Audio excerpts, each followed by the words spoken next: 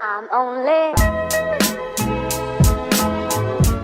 What is up, you guys? My name is Noah and this is Tech New, and yes, it has been quite a long while since I last uploaded, but it's great to be back. And I'd say some things have changed. One, I got new glasses, two, I have new lighting, and three, I turned 17, so that's great. So I'll stop going on a tangent here and get back to the point of this video. Today I'm going to be giving you my opinion on what I love and what I hate on the iPhone 10 and the iPhone 8. Did you see what I did there? Kind of rhymed. Yeah. Let me just be frank with you, I'm not going to be buying either of these phones. Number one, I don't have the money, and number two, I'm more of an Android guy. But what I can do is analyze the phones objectively and subjectively and give you my opinion on them, you know, what I love and what I hate, you know, the pros and cons of both devices. So before I begin, I just want to say that both devices are very similar hardware-wise and in some cases design-wise. So if I mention a feature that is found in both the iPhone 8 and the 10, I'll just let you know beforehand.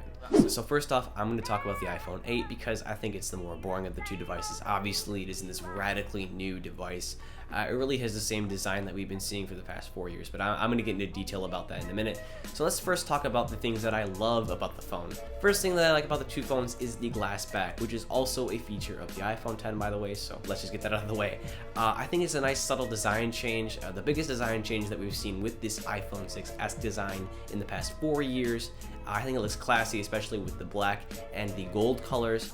And yeah, I feel like it increases the premium feel that you get with iPhone. And in conjunction with the glass back, we have my second new favorite feature, which is wireless charging. I'm so happy that Apple has finally jumped on that ship. Samsung has been doing it, now LG's doing it. And it's great to see that on the iPhone, especially Qi compatibility with that. Apple's not trying to be cheap here and sell you some proprietary pad, so that's great. A lot of furniture from IKEA and just different things have Qi wireless charging, so once again, great to see there. So my third favorite feature of the iPhone 8, as well as the iPhone 10 indirectly, is the new A11 Bionic chip, which is now hex core versus the last gen 4 core found in the A10 Fusion. They added 2 additional efficiency cores and increased the performance of the 2 performance cores. So it's very impressive. The multi-core and single core scores have jumped, especially the multi-core scores. And it looks like this chip really competes with the Snapdragon 835, which is found in my phone, and other processors on the market, rivaling it. So my fourth and last favorite feature of the iPhone 8 and iPhone 10 indirectly is 4K 60 video recording. That's just insane. When I first heard about it, I was in disbelief. I'm like, what? You can't even find this feature on higher end cameras, let alone a smartphone. So I feel like Apple is taking advantage of all the processing horsepower with the A11 and just using their camera quality and just, oh, it's great, for people who love cinematography and photography and, filmmaking specifically. With higher frame rate video, you can get more lifelike looking video. If you ever watched a 1080 60 video, it looks more true to life because you see more frames per second, but that also translates to, the ability to be able to slow down video in post, which means you can get this really dreamlike cinematic looking 4K video. So I'm really happy about that. That is just amazing to me. I am almost in disbelief still that they implemented this feature in the iPhone 8 and 10. So love that coming from Apple. So now that I've spoken about the things that I like about the iPhone 8, let's talk about some of the things that I don't like. And the first thing is, you could probably guess, the lack of design change. And you could say, oh, well, Apple was, putting a lot of R&D into the iPhone 10. And yeah, that's understandable, but they could have done something that spruce up the iPhone 8 a little more than they did. Oh, we just added a glass back.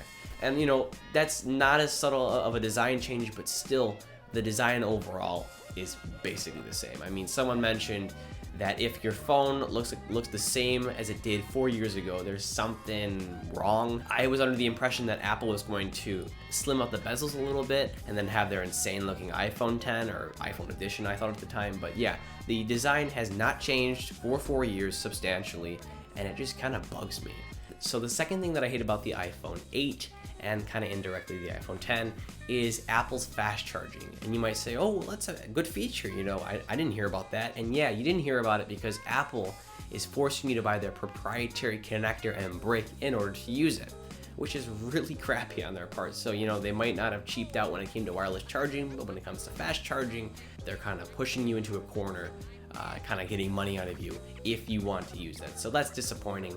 Most phones have fast charging these days, and for a phone that price, they should not be, putting you in that situation. So disappointing. Third thing that bugs me about the iPhone 8 and the 10 indirectly is the lack of USB Type-C. And you might say, well, they didn't want to switch over to new accessories and all that. And like, excuse me, Apple is the king of trying to sell you accessories that you don't want. And I think it would have been better because, USB Type-C is the future. We're seeing a bunch of devices switch over to this. Most Android phones, or at least flagship Android phones, have USB Type-C, and it just would be more convenient if they did that. Maybe they're planning it next year, I don't know, but it would have been nice to see that jump to it this year. So the last and fourth thing I do not like about the iPhone 8 is the fact that the iPhone 8 and the 8 Plus have sub HD or HD resolution displays. I mean, it's 2017. Most phones that cost over $600 have 2K plus displays. It's kind of pathetic that Apple didn't do much more than, add True Tone and increased color accuracy to their displays. Now, 1080p isn't a terrible resolution, but still, if you're paying that much, I would expect a higher resolution. And if they added that extra resolution, maybe they would be able to justify the nomenclature of 8. It really, if you think about it, the iPhone 8 is really the 7S, and the lack of display change really does prove that. So now that I've trashed the iPhone 8, let's move on to the iPhone 10. And of course, the first thing that I love about this phone is its incredible design. And I'm trying not to sound like an Apple fanboy here, but man, that display design doesn't even look real. I see people using it in videos and I'm like, that's not real. That's a concept. It looks insane. It is the future. That is innovation that I have not seen from Apple for a while, so kudos to them for that. We also have a stainless steel band surrounding the phone, which I think kind of justifies the $999 price point, and it also features a glass back like on the iPhone 8, which fosters wireless charging, and a new camera layout. And at first, when I saw this vertical camera design, I was kind of turned off by it, but when I thought about it, it consolidates the lenses, the flash, and the microphone, cleaning up the back, which looks really nice. So the design overall looks like the future. I'm a big fan of it. The second thing I love about the phone is the display itself. It's higher resolution, has a resolution of, I believe it's 2436 by 1125. I'll correct myself if I got that wrong. Not quite 2K, but high resolution enough. Has a pixel density of 458, so that's great to see a higher resolution from Apple, finally. And the display is OLED, which means that, black pixels get turned off, so you get these really deep, wonderful blacks, nice contrasty images, increased color accuracy, all that great stuff found in an iPhone. I've been using a phone with an OLED display for a while, and I'm never, ever switching back. So the last feature that I love that is unique to the iPhone 10 is dual IS, or dual optical image stabilization. As someone who loves cinematography and photography, that's a great feature that I want to have on my phone. We saw that with the Note 8 and now the iPhone 10. And that translates to the ability to shoot smoother video when using the telephoto lens, and to be able to shoot in low light with the telephoto lens. Because if you know anything about photography, when you're in low light, you want to lower the shutter speed so your camera sensor can capture more light per second. But the only downside to that is that when you lower the shutter speed, you're basically lowering the frame rate of capture, which means that when you move the camera, it's going to capture light unevenly and it's going to look blurry. So with optical image stabilization, now you can get steadier shots, which will allow your camera to lower the shutter speed in order to take better low light photos. So the first thing that I really dislike about the iPhone 10 is the lack of a home button solution like we've seen on the Note 8 and the S8, the synthetic little clicky button that you get there.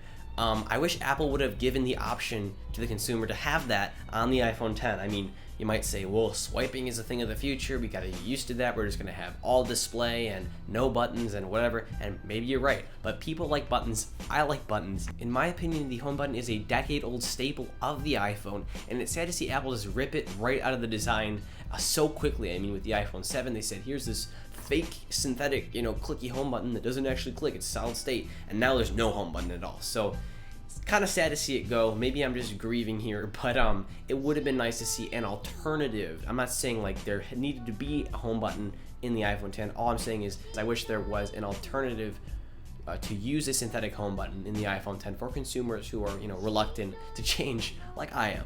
So the second thing that I hate about the iPhone 10 is the lack of Touch ID. I mean, how hard would it have been to implement it into the side button, the Apple logo? I mean, biometric technology in terms of the fingerprint has gotten so good, you can unlock your phone in like 0.2 seconds. I love Touch ID, and I'm so mad to see it removed from future iterations of the iPhone. I mean, not everyone wants to stare at their phone to unlock it. Face ID is apparently more secure, and I doubt as fast, but still, give more options to the consumer. I don't know why they had to rip Touch ID out of the iPhone. And the last gripe I have for the iPhone 10, it's kind of petty, it's kind of small, is some UI choices, specifically this.